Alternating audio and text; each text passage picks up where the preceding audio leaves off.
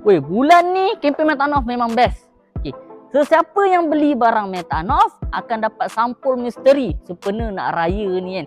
Sampul misteri tu ada macam-macam lah. Kita standby cash duit raya RM20,000 untuk dalam sampul misteri tu. So kita pecah lah. Ada yang dapat RM200, ada dapat RM100, ada dapat RM50. Random.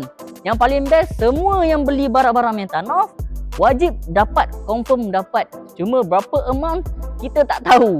Aku pun tak tahu. Tapi syarat dia apa? Syarat dia buat pembelian minimum RM200 tu akan dapat sampul tu, sampul misteri tu. Itu yang bestnya. So kita akan jalan sepanjang bulan ni, setiap pada 2 hari bulan ni sampai hujung nak raya nanti.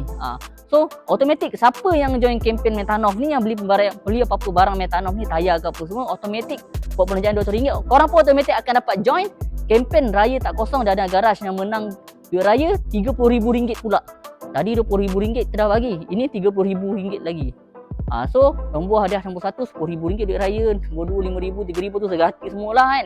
So total tu duit raya kita bulan ni, raya tahun ni kita spend RM50,000. RM50,000 tu duit raya korang. So pokok rezeki korang, siapa yang tahu kan.